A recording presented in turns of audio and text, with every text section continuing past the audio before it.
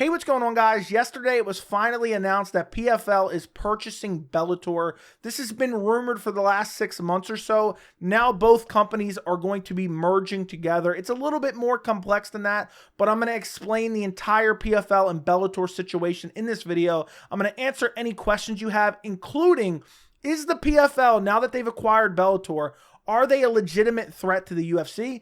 If they aren't a legit threat to the UFC, how can they become a legit threat to the UFC?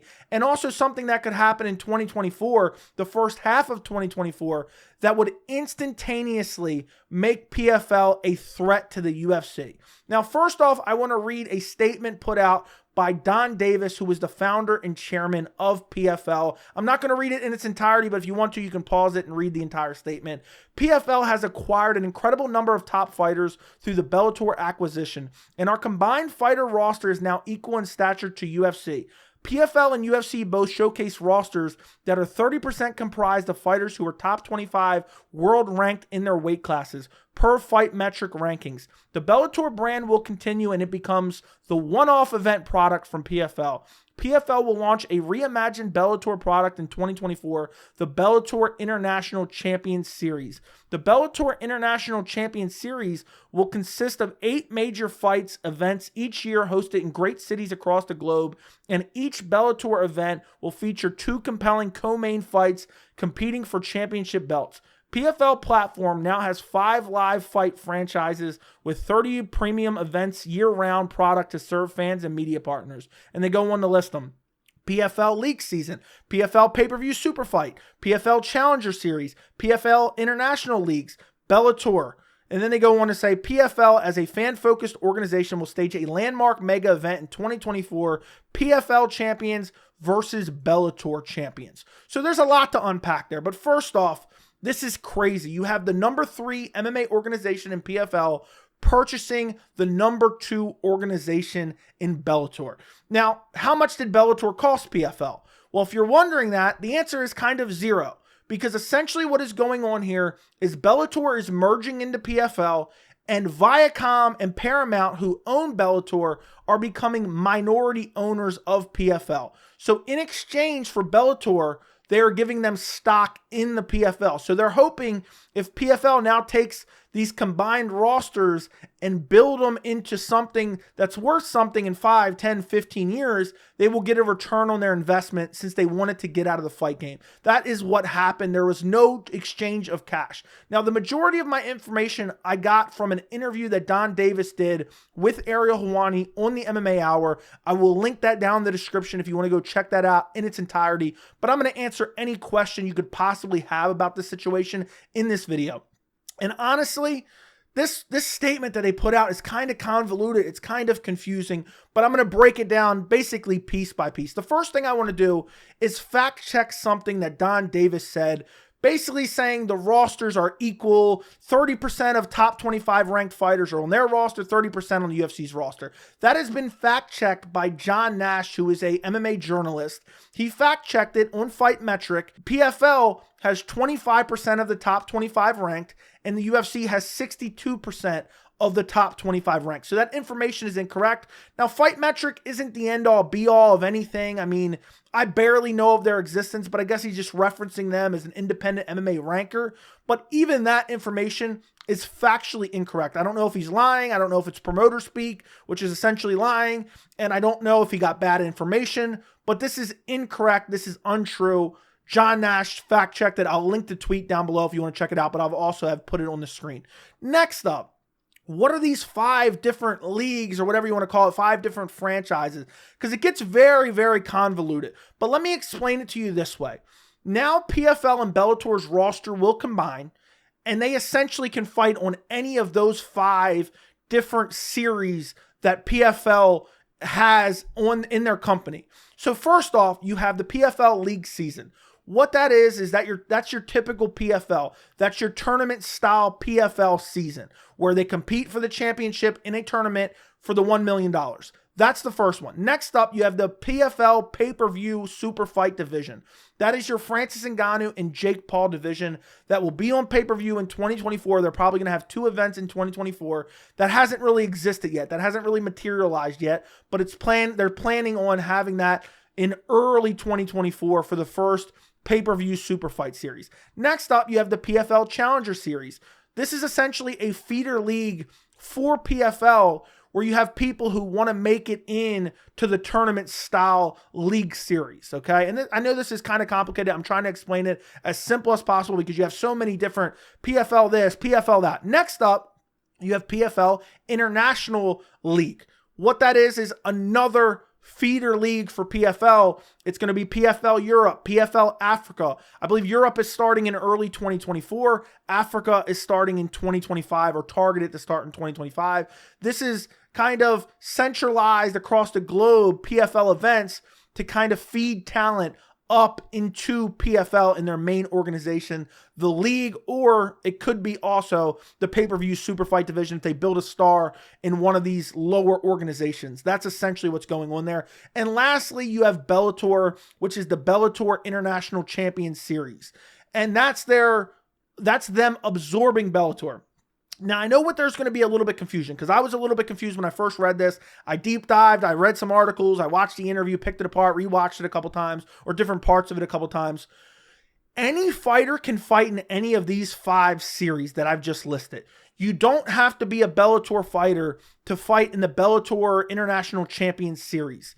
Any of the fighters now on the total roster can fight in the League Series, the Bellator Series, the Challenger Series, any of that stuff. Now, they'll obviously have to work it out. Some fighters, it wouldn't make sense for them to fight there, but they will work that all out. But anybody from PFL could fight on the Bellator card, and anybody from Bellator could fight on the PFL card. It's not just they're keeping the roster separate. No, they are merging rosters, and anybody can essentially fight anywhere of these 5 different kind of leagues they have. And Bellator is going to be, instead of like a tournament style, it's going to be their like non-pay-per-view event, but it's not a tournament style. So it's going to have notable fighters on there where they just match make. Because PFL, the league season, is tournament based. So it's meritocracy based. This is going to be more of kind of hand-picking opponents and making matchups that they think will be spectacular. My guess is there'll be some meritocracy to it, but the example he gave is, Anthony Pettis might not want to be in the tournament anymore. He's getting up there in age. He's kind of on a decline. He may want to go fight in there, and they may get him like a Nate Diaz. Obviously, that would be on pay-per-view because Nate Diaz is a pay-per-view star, but you get the point. It would be Anthony Pettis fighting over there. It's not going to be your 4 times a year PFL League Series, okay? I hope that makes sense. Now, next up, what happens to the Bellator employees and the Bellator fighters? In case you're wondering what happens to all of them. Well, they said they are absorbing the full roster, which is 210 fighters, and they will get an opportunity in one of those 5 leagues or series that I just listed. And also, Bellator has 21 employees, according to Don Davis, and he will give all of them a job as well. Now, I don't necessarily trust that. Take my word for it. But also, 21 employees sounds very low. I don't know if it's a lot of independent contractors in terms of like their announcers or their cameramen or stuff like that. But 21 employees sound very low in my opinion. But nonetheless, he said that all of them will be offered a job for PFL, as well as all the fighters who were currently under contract for Bellator will be given an opportunity at PFL. Well, I know what you're wondering next. Well, wait a second. They don't have all the weight classes that Bellator had. That's a very interesting question because they're doing the champions versus champion. And what they're going to do is they're going to do PFL champions versus Bellator champions. He said they are targeting that for February of 2024. Well, what about the champions in Bellator where the divisions don't exist in PFL? You have the bantamweight division, which is Patchy Mix. You have the middleweight division, which is Johnny Eblen, which is 2 of Bellator's best fighters. Well, kind of what I took from what he said in the interview when asked about it, they're kind of figuring it out still, but they would be on one of the 8 Bellator events per year, the Bellator Global Championship Series or International Champions Series, or they could potentially be on one of the pay-per-view cards that they would do the super fight kind of pay-per-view cards. They could be potentially on the undercard of one of those cards, but I also got the hint that they're still kind of figuring this out and kind of it's a work in progress. It's a fluid situation. And I would suspect, and this is pure speculation, I do not know, I would suspect they're going to open a bantamweight division and a middleweight division, especially with someone like Patchy Mix, who arguably is one of the best. I mean, he's definitely one of the best in the world. But you could make an argument that he could beat Sean O'Malley today. So not having a bantamweight division, which was probably Bellator's deepest division, would be a massive mistake. So my guess is they're still figuring that out. But for now, they would fight either on the Bellator events, which will be 8 per year, or they would fight on one of the pay-per-view events. And obviously, it wouldn't be champion versus champion. My guess is they would just keep them as Bellator champions. That would be my guess. Next up, will Bellator last long-term? That is very, very interesting. That's a very, very interesting question. If I had to speculate on it, I would say no. My guess is, and Don Davis said something in the Ariel Helwani interview that I picked up on, my guess is that there is media obligation. So what I mean by that is Bellator has signed all these different contracts in the past with different media partners worldwide.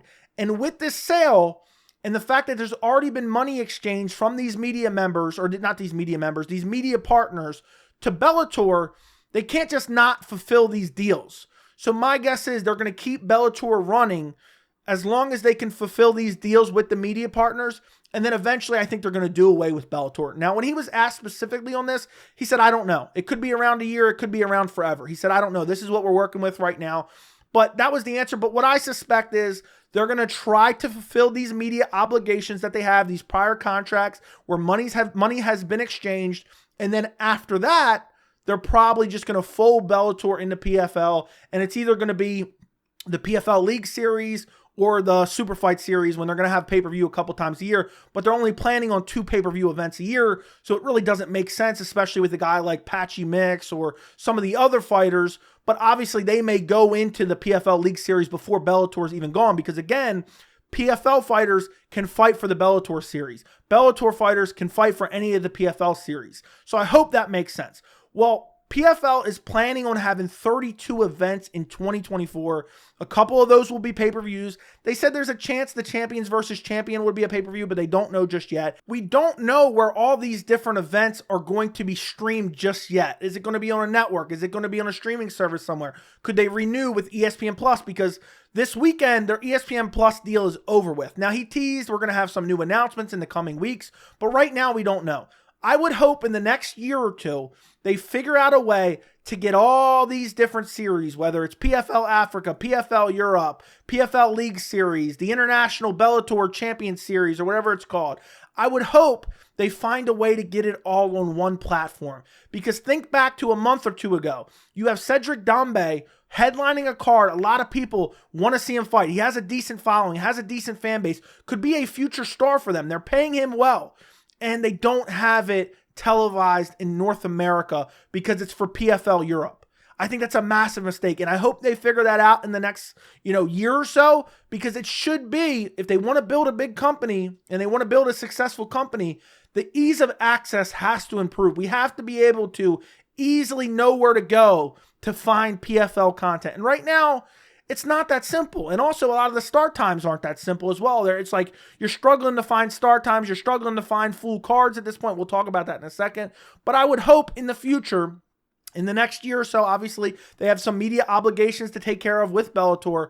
I would hope they consolidate and make a deal where they put everything on one platform. That would make it so much easier to build a fan base for PFL in itself.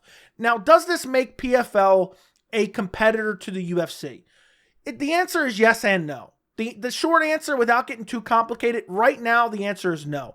This does not make them, a very serious competitor to the UFC, but it's definitely a step up from where they were. They were third. Bellator was second. They combined. They're a lot closer to the UFC today in terms of competition than they were, a year ago or even a week ago, because the roster is so much deeper. Now, it's not as deep as Don Davis made it out to be, saying, we have 30% of the top 25. It's really not true. Meanwhile, UFC has 62%, but they said the UFC had 30%. But they're getting a step closer. And there's just a few things that if they do over the next 5 to 10 years, I feel like they could dramatically improve their fan base. Because the thing that really matters is not only building fighters, but building brand recognition. I've said this for a long time. Even though companies like Bellator and PFL don't have the depth that the UFC has, a lot of the best fighters in the world fight for other organizations. There's plenty of fighters that fought in PFL. There's plenty of fighters that fought in Bellator. I'm not saying it's hundreds. I'm not even saying, it's 50. But I'm saying there are a decent amount of fighters that could compete with the elite of the elite in the UFC divisions. Okay. That's kind of a, I don't want to say propaganda, but it's kind of a myth amongst the UFC because they're so good. The UFC is a machine, and the way they promote, and they're so good at it, they're the best at it. They convince a lot of fans that only the best fighters are in the UFC. And while the talent in terms of depth is in the UFC, PFL and Bellator had some very good fighters as well that could compete very well with the UFC. I mean, look at guys like Michael Chandler. I know that's not the greatest example, but he came over, almost won a title against Charles Oliveira. So, and there's been other examples. Eddie Alvarez came over from Bellator a long time ago, won the lightweight title. There are guys that can compete in the UFC, and they have to do a better job. The point I'm getting to is the PFL has to do a better job of promoting that and building that brand recognition. And there's just some things that they really have to work on, because there's some things that I've been complaining about for literal years and they have not addressed. I wish somebody from the PFL would call me. I'll be a consultant, or listen to this video and just take something away from it. First off, the pacing has to be fixed. The pacing of events is absolutely atrocious. The way they're having like an hour and a half in between fights, 45 minutes in between fights, it almost makes it unwatchable, and I'm a hardcore MMA fan. So that's the first thing they need to fix. And obviously that really doesn't have anything to do with the merger. But the next thing they need to do, better promotion. And I know that sounds, oh, that's so simple, Joey. Better promotion, of course. That's not a very good tip. But they have to do a better job at letting us know when the cards are going on and what are the start times for the cards. You don't know how many times a week out from a PFL event, I'm trying to figure out when the prelims come on. I'm trying to figure out when the main card starts, and I can't find it anywhere. I can't even find the card on their website half the time.